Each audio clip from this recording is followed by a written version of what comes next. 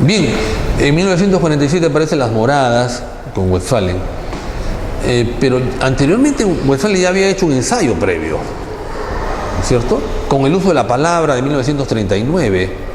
Si mal no recuerdo, eso fue un único número que editó con César Moro y donde aparece el famoso texto firmado por ambos, Huidobro, el obispo embotellado, ¿no? Es decir, al ícono de la vanguardia latinoamericana se le cuestiona desde la poesía misma, se le acusa de algunas debilidades. En fin, pero esa inquietud está siendo elaborada desde el Perú frente a un poeta que se mueve en París, en Nueva York, ¿no? Entonces, ese afán de diálogo continuo con la modernidad desde nuestro país es una buena señal de que lo que vendría después presupondría continuar con esa tradición sólida.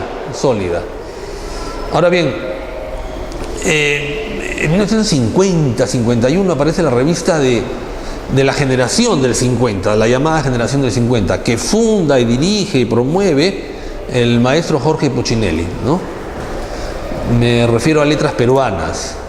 Letras Peruanas va a recoger las inquietudes de esta segunda oleada, post-vanguardia, ¿no? Ahí aparecen los cuentos de Ribeiro, aparecen los cuentos de Zabaleta, los relatos de un escritor algo olvidado, Alfredo Castellanos, Enrique Congreis, en fin, todos los narradores que conocemos, Sebastián Salazar Bondi, pero también están los poetas, ¿cierto? Sologuren, Eyelson, Carlos Torne, estos tres que se educaron en el colegio Hipólito Unanue en la avenida Alfonso Ugarte, que dirigía un profesor italiano. ¿Acaso que por ahí nazca la inquietud de Eyelson por la cultura italiana? Pero digamos que la década del 50 es promovida, estimulada por este vocero que llamamos Letras Peruanas, ¿no? Sara María Larrabiu también es una escritora que pasa por esa generación, muere joven, edita la revista Centauro con Zabaleta, si mal no recuerdo, ¿no? Son los años 50 y al final de los años 50 aparece una segunda oleada de esta generación integrada por José Miguel Oviedo, por Luis Loaiza, Mario Vargas Llosa y por cierto Abelardo Kendo. Estos cuatro son, digamos, los hermanos menores de Sebastián Salazar Bondi. Son formados por Sebastián y Sebastián que hereda también una tradición, ¿cierto? Sebastián, cuando hace el balance de su vida universitaria en San Marcos, rescata una figura, rescata a un profesor joven que se llama Luis Fabio Chámar. Luis Fabio Chámar, el poeta huachano, decía Sebastián, que si bien no era un hombre muy culto, sí era un hombre harto dinámico. Entonces sabía transmitir esa inquietud, ese afán por hacer desde las letras, producir, desde las letras, publicaciones varias, revistas, libros, etc. Entonces, esa herencia que hereda Sebastián de un profesor joven que muere en un accidente de aviación, va a continuar en esta segunda oleada de la generación del 50. Entonces, los cuatro que he mencionado creo que se aglutinan, si mal no recuerdo, en los 3 números de la revista Literatura de 1958. En el primer número aparece el famoso texto de Vargas Llosa contra Edición Extraordinaria de Alejandro Romualdo. Entonces ya había un debate, una polémica entre estas dos instancias de la propia generación, ¿no? Entonces, y luego ya en la década del 60 hay una suerte de eclosión, pero esa eclosión revisteril se condice con la aventura, la inquietud, el empuje, la temeridad de los jóvenes guerrilleros, ¿no? La muerte de Heró marca los años 60. El nombre de uno de sus libros, póstumos, Estación Reunida, va a servir como rótulo para que Hildebrando Pérez Grande y otros jóvenes de entonces editen una revista con homónimo nombre. Pero también en los 60 aparece nuevamente la figura enorme de Westphalen, impulsando desde la Universidad Nacional de Ingeniería, al lado del joven Antonio Cisneros, al lado de siempre sombrío y discreto Abelardo Oquendo, la revista Amaru, francamente una de las revistas más bellas que se publicaron en América Latina durante la década del 60, ¿no? En Amaru aparecen, por ejemplo, un intercambio epistolar entre el escritor José María Arguedas y el guerrillero encarcelado en el frontón Hugo Blanco. Yo dudo mucho que en los años 90 una revista literaria se haya atrevido a tanto riesgo, ¿no? A tanto riesgo.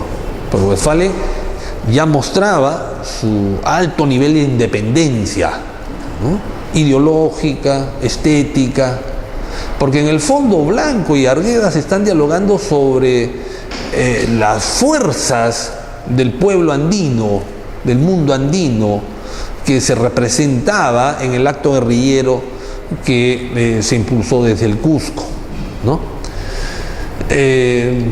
Esta actitud de modernidad que se visualizaba acaso con el diseño atrevido, innovador de Jesús Ruiz Durán en las páginas de Amaru, ¿no? Ya ellos se convierten en una suerte de valla muy alta para los que van a venir después. Las generaciones que van a venir después, los que van a culminar el siglo XX, no alcanzan la talla de Amaru ni a nivel de contenido ni a nivel gráfico. Quizás en los años 80, El Caballo Rojo, un suplemento en papel periódico, tan escaso por aquellos años, ¿no? Lo alcanza en nivel de contenidos, ¿no? Pero a nivel gráfico es mucho más modesta, ¿no? Entonces, digamos que todo este fenómeno Amaru surge en los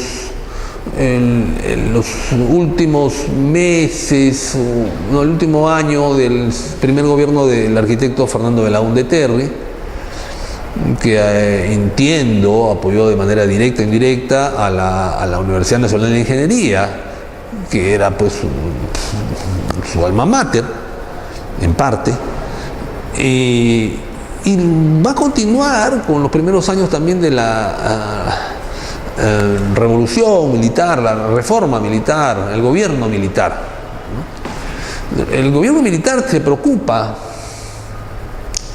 por generar un proyecto nacional en la cultura y en la educación, ¿no? El proyecto militar tiene un cerebro, ¿no es cierto? La reforma militar tiene un cerebro que es Augusto Salazar Bondi.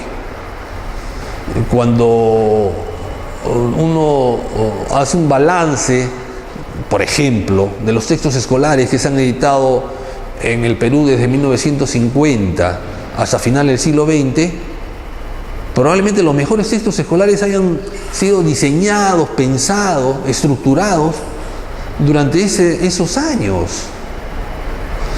El afán totalizador, el afán integrador, donde todas las voces están incorporadas, el legado de Arguedas está ahí muy presente, ¿no? El tema de la inclusión tan de moda en estos días y que sigue siendo tremendo reto en nuestro país, ¿no?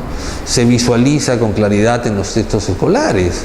Hay un famoso texto escolar que realiza, por ejemplo, José Miguel Oviedo con Mirko Lauer, literatura para quinto y secundaria.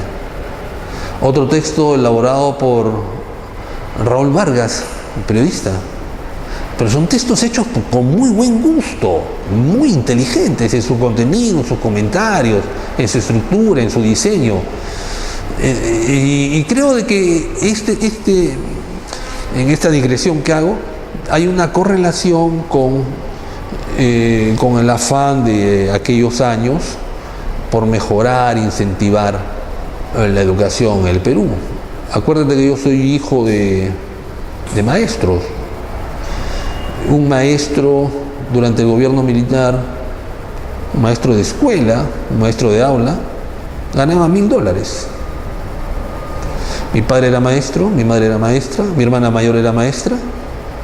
Entonces en la casa entraban $3.500 cada mes. Es decir, hubo una mejora sustantiva en los salarios que mejoró notablemente, evidentemente, los estándares de vida. Los maestros podían comprar libros, ¿no?